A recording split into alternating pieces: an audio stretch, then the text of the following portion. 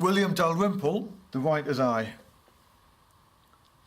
What intrigued me about this book and why I wanted to discuss it, it was because it was all shot on a Samsung mobile phone.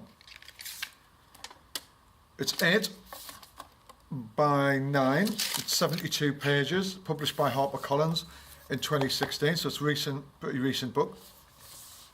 I'm not sure on print run or anything like that. It's got this as a dust cover, which I'm not really sure why, but sort of has, I'm not really sure at all what that's about. But anyway, that's a sort of interesting dust cover. And then we've got the cover here, which is good quality, and that's there. So William is, for those who don't know, a very well-regarded non-fiction writer. His stories go and focus on the Raj, I think, India and Afghanistan, British invasions and all of that sort of stuff. Very, very reputable and respected historian and novel writer. He was originally a photographer in his youth and had a big interest in photography. So this introduction is by Siddharth Dhanvant Shanghvi, and I think he is a journalist, a writer and a photographer. I think because of William's connection with India, he is Indian, and I think maybe there's some connection there in how they met through friends, or I think they met together at a party or something like that. So they might have had some connections which brought them together. This is when he realised that William took pictures of his travels, which I will talk a little bit about in a minute. And he became intrigued because of his love of photography that William was taking pictures. And it just shows you their progression of friendship and his understanding of William's use of photography, and with Siddharth's own use of photography as well. So there's a little quote. What he says about the work is, "The photographs take me back to the same dangerous place good writing dares me to enter, a chamber of questioning." So just remember that, okay? Now, the pictures offer no captions. They are full bleed, they're presented like that.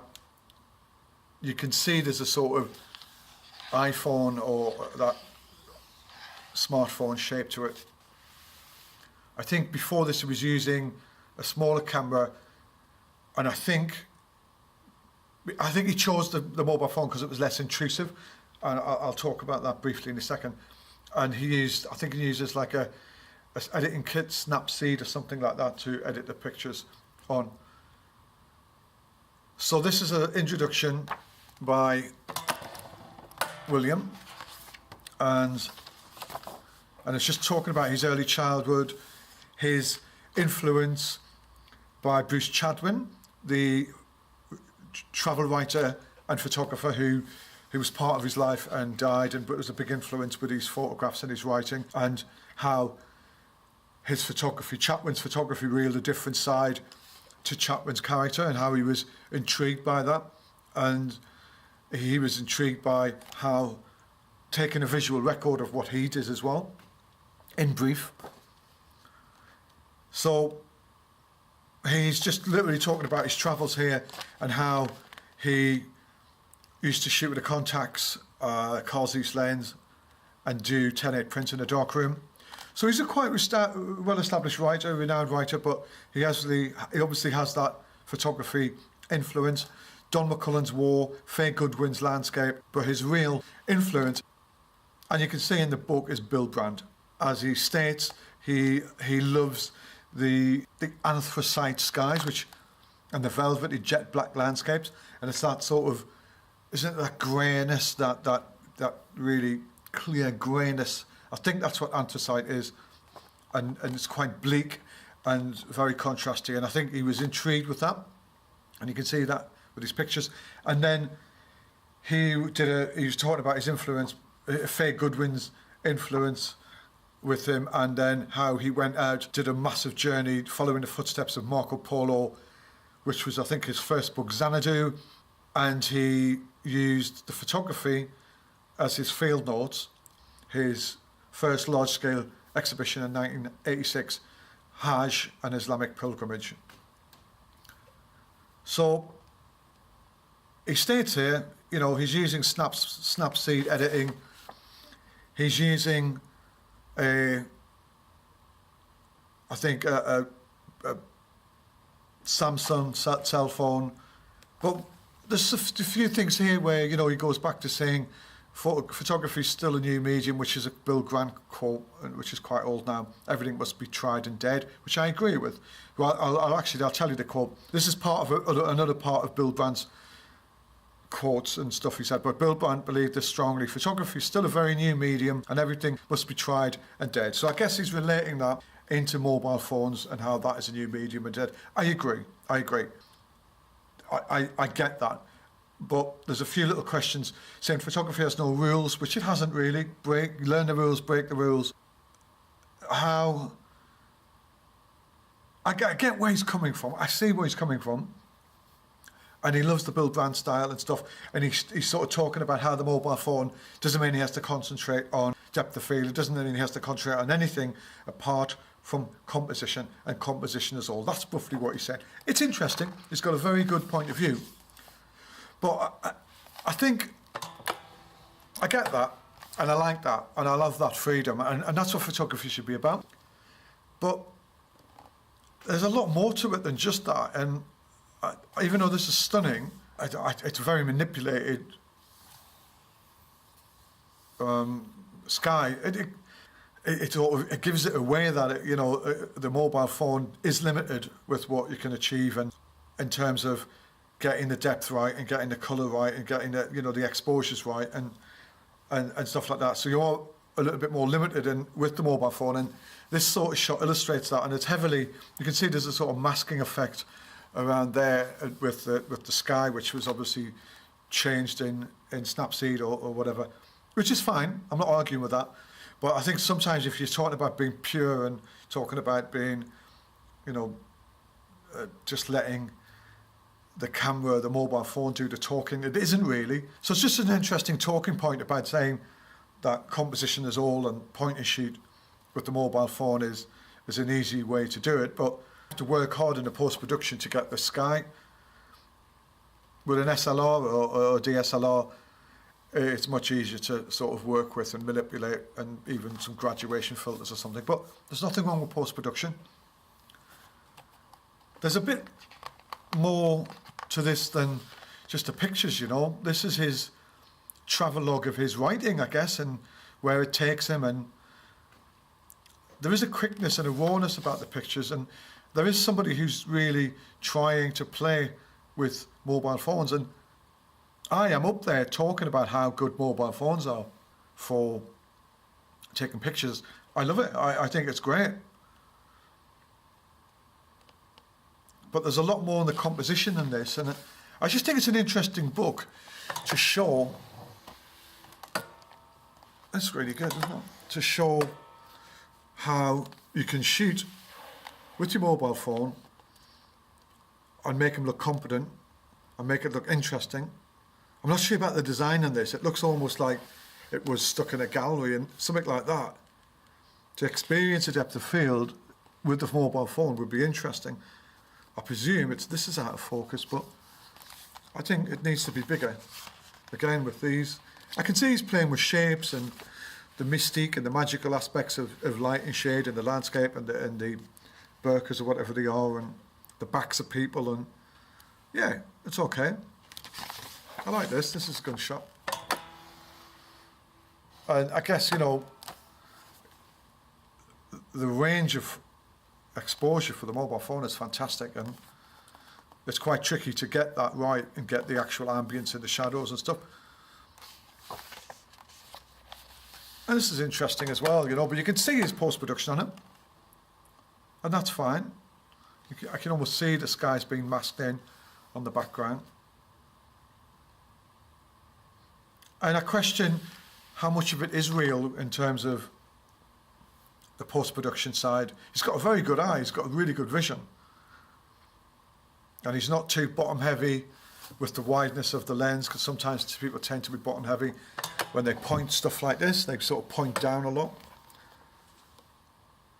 So there is some question marks in it. Overall, I think it's pretty good. I like the fact that it's mobile phone footage. It chops between square and a sort of, I don't even know what that is, 16 by 9 or something. I'm not sure. You know, that's lovely reportage. I think it's a really great image. Could you do that with a DSLR or an SLR? Who knows?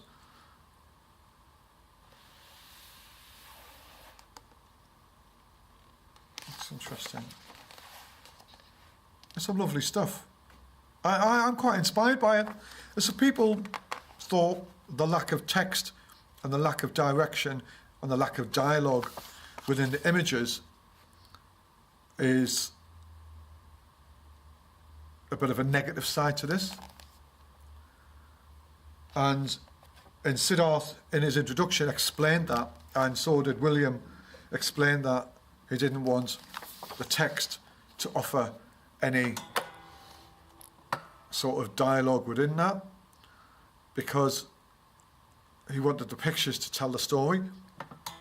I mean, the tonal range in that for a mobile phone is immense, isn't it? But I disagree slightly. You know, I think with stuff like this, the reader wants a little bit more information.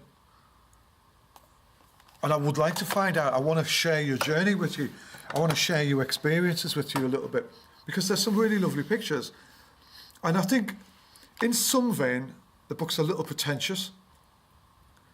I think if William had been a little bit more in the middle with his approach and just went, here's a journey of my travels, share these pictures the way they are, which I like, and here's an insight, as I am a great storyteller, into that. And I think I would have loved this more. I would have really got it.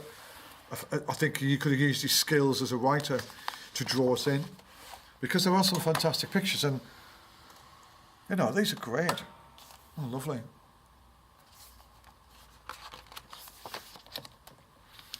It just proves, you know, look at that. That's fantastic. But I don't know what this is. I guess it's some agricultural field, isn't it? It's something. This looks like a water pipe. It could be anything. This book you can pick up for next to nothing. I think if you are interested in mobile phone photography, it's something to look at. And I was quite interested when I bought it, that I wanted to sort of show somebody and explain it, because at first sight you just think it's a set of images, but there's a lot more to it. I mean, it's not about wanting to say anything. I think it's a great journey of light, it's a great journey of experimentation, it's a great journey of somebody who travels the world. It's a great journey of William sort of showing how he sees the world. But overall, these shapes are lovely and fascinating, and the tones are great, and I think give us an insight into your process. Give us an insight into the process of what you saw, what were you thinking, why were you there, where did you go next, what got you there. And I think that's what this missed out on. That's great. And obviously, you know, I've done this with post-production. I've seen other photographers do it, and it works, you know. It's a great effect if you get it right. You've got to get the shot as well. So people might think, oh, that's cheating, but you've got to get that shot to be able to do that. And I love this shot, actually. This is a really good shot. And as you can see, it's the cover, but on the cover it's cropped. And here's the full length view. It looks like something like Holy Island or something like that, but I don't think I'll ever know. So acknowledgement, special thanks, bit of insight to the Sun Paranta Goa Centre of Arts, and just the publication stuff. I like it, it's nice. It's certainly food for thought for anybody wanting to do something with a mobile phone. Obviously, we're not at William's stature in the publishing world, so getting a book by HarperCollins is pretty slim for most of us, but I think with that privilege comes a way of sometimes explaining yourself more, and maybe that what this just lacked is that little bit more of explanation. Good luck out there. If you want to try something like this, get this book, support it. Well done, William. I really do like this. Subscribe to the channel, leave some comments, help us out, get us out there, and we'll keep giving you books. Thank you very much.